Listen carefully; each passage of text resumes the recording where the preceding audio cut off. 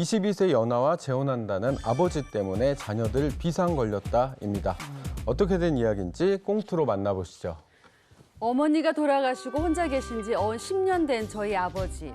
쓸쓸한 뒷모습 볼 때마다 자식인 저도 마음이 안 좋더라고요. 근데 얼마 전 아버지께서 마음에 쏙 드는 여자친구 생겼다고 자랑을 하는 겁니다. 수림마, 우리 아버지 여친이다. 아버지 여친 예쁘지? 아유, 우리 아버지 여친 생기셔서 엄청 좋으신가 봐요. 어머, 근데 엄청 동안이시네. 아버지 또래로는 안 보이는데 나이가 어떻게 되세요? 저 네. 호랑이띠예요. 호랑이띠 가만 보자. 우리 아버지가 52년 용띠로 올해 72세니까 아유, 동안 맞네. 50년 호랑이띠가 좀 이렇게 이쁠 일이요. 아니요, 그보다 다운. 다운 내려가라 이 말이죠. 아버지 능력 참말로 좋으시네. 그럼 62년생? 다운. 또 다운이요? 다운. 그보다 다운이면 74년생이면 아버지 내가 72년생인데 새엄마가 74년생이면 뭐 어쩌라는겨? 아이고, 야, 수림마, 저 아버지 얘기 좀 들어봐. 그게 아니야. 이게 뭐가 아니오? 그럼 뭐 새엄마가 48년 호랑이띠라 된단 말이요, 뭐요? 아버지는 딸내미 또래 되는 여자를 그렇게 만나고 싶은겨? 아니, 수림마, 너는 그 말을 뭐 이렇게 섭섭하게 하고 그러냐? 아버지 섭섭하게. 에? 우리 사랑을 그냥 그대로 인정을 좀 해주면 안 되겠니? 아유, 그래요, 수리머니. 어머요. 저랑 재용 씨 사랑 좀 인정해 주세요. 딱 환장하겠네. 이것은 사랑이 아니요. 이거 우리 자식들에 대한 도전이요, 도전. 기회 아니요. 나가 형제들 싹 다 불러 모아갖고 얘기 할 테니까 딱 기다리고 있어. 딱 도전. 세상에 이게 무슨 날벼락 같은 일입니까? 자기보다 22살이나 어린 여자를 여자친구로 데려온 아버지 때문에 집안이 발칵 뒤집어지고 말았습니다. 이 두 사람의 만남을 막을 수는 없을까요? 야, 이거는 이제 자식들 입장에서는 네. 놀랄 수밖에 없습니다. 그렇죠. 이거 어떻게 된 일일까요? 네, 1952년생, 올해 나이 72세인 아버지 김 씨의 사연입니다. 슬아의 아들과 딸을 둔 그는 10년 전 아내와 사별하고 혼자 살고 있었는데요. 네. 그때 지인이 여성 박 씨를 소개해 줬다고 합니다. 그녀는 1974년생, 올해 나이 50세로 이혼 후 혼자서 아들을 키우고 있었는데요. 두 사람은 22살이라는 적지 않은 나이 차이를 극복하고 가까워졌고요. 네. 급기야 어느 날 자녀들을 불러 모으더니 우리는 서로의 미래를 함께하기로 했다. 재혼을 하겠다라는 깜짝 발표를 했다고 합니다. 물론 뭐 사랑의 나이 차이가 뭐 중요하진 않죠. 근데 70대 아버지가 50대 여성과 그리고 또 딸보다 2살이나 더 아래인 여자와 재혼하겠다 그러면 좀 자녀들이 놀랄 수밖에 없을 것 같아요. 그렇죠. 이게 무슨 뭐 외국의 연예인들에게 있는 일인가 싶지만 실제 네. 상담 현상에서는 이런 일이 꽤 있습니다. 꽤 많이 있는데 이제 본인들은 사랑이지만 이 자식들 입장에서는 대명천지 이런 일은 있을 수도 없다 생각하는 경우들이 굉장히 많아서 반대해서 그래서 재혼이 어려워지는 경우들을 그렇구나. 정말 많이 보는데 이 사건은 어떻게 되는지 진짜 궁금해요. 자녀들이 찬성했습니까? 이 사연도 두 자녀 모두 재혼은 절대 안 된다고 말렸는데요. 그 이유는 바로 엄마의 재산 때문이었습니다. 이 사연의 첫 번째 쟁점은요. 불쌍한 우리 엄마가 남긴 재산 절대로 그 누구도 손댈 수 없다입니다. 불쌍한 우리 어머니의 재산. 이게 무슨 얘기예요?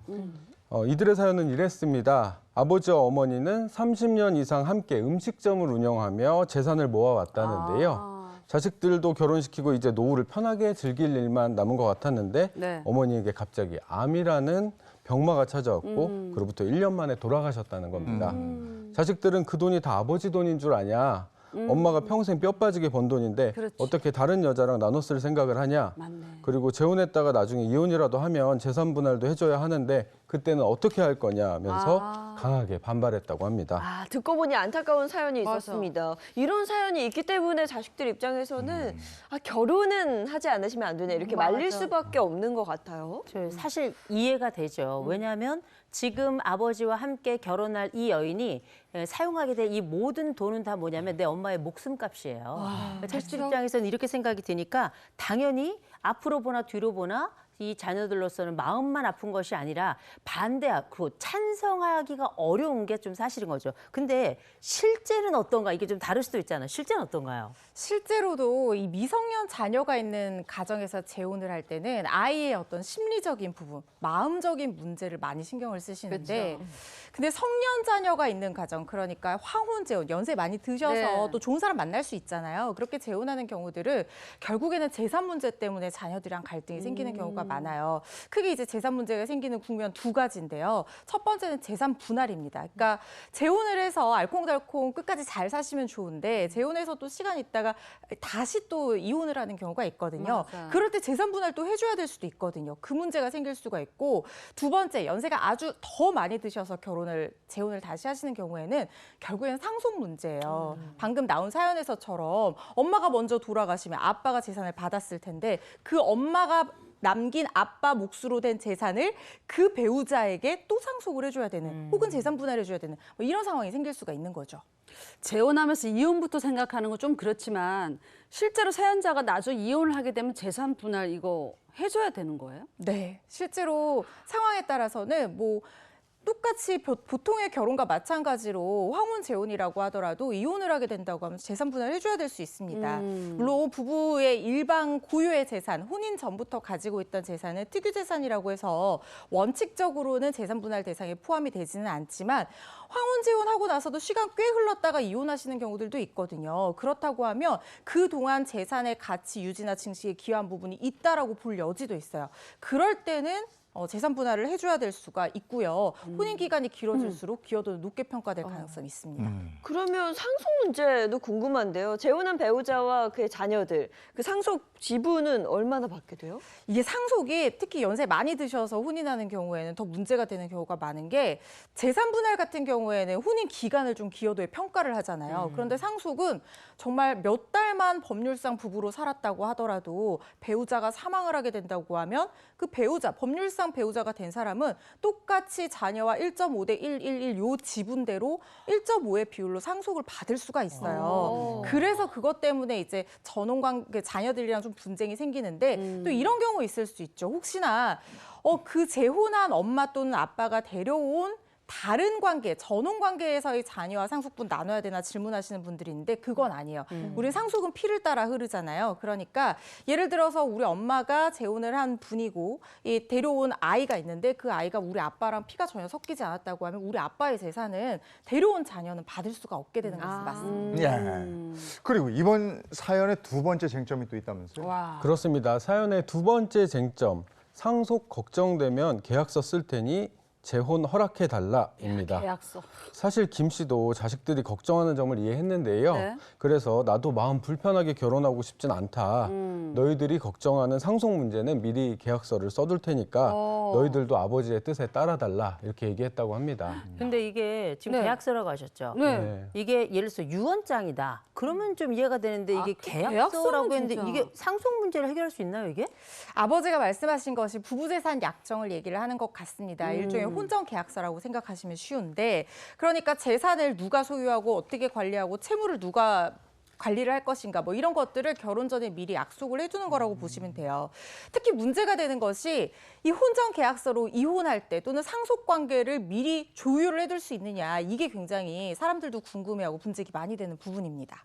네. 근데 지금 보니까 아버지는 지금 진심이세요. 맞아. 계약서를 미리 써서라도 뭔가 결혼을 하고 싶다는 입장인 것 같은데, 그러면 그 부부 재산 약정만 잘 써두면 뭔가 재산 분할 문제를 결혼 전에 이제 딱 못을 박을 수 있는 건가요? 결론부터 말씀드리면 그건 어려워요. 부부 재산 약정이라고 하는 것은 아직까지 우리나라에서는 혼인 전에 각자 가지고 있는 고유 재산을 누구의 명의로 할 거고 어떻게 관리할 건지 이거를 결혼하기 전에 써놓고 그걸 등기를 해야지 효력을 발생을 하는 거고, 혼인 도중에 이혼이나 상속을 전제로 해서 이런 분할 약정을 하는 것은 효력을 인정받을 수가 없어요. 왜냐하면 상속도 그렇고 이혼에 따른 재산 분할 청구권도 그렇고 그 상황이 발생해야지 권리가 발생을 하거든요. 근데 발생하지도 않은 권리를 미리 정해놓거나 포기할 수는 없는 거잖아요. 그래서 사실 우리 법원에서 재산 분할 약정을 이혼을 전제로 한 것은 효력을 인정을 하지는 않고 있습니다. 네. 그럼 재혼 전에 재산을 자녀들에게 미리 증여하는 방법은 없어요?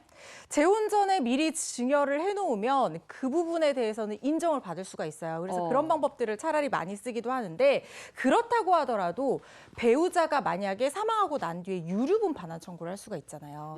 그런 경우에 그것까지 미리 맡기는 좀 쉽지가 않습니다.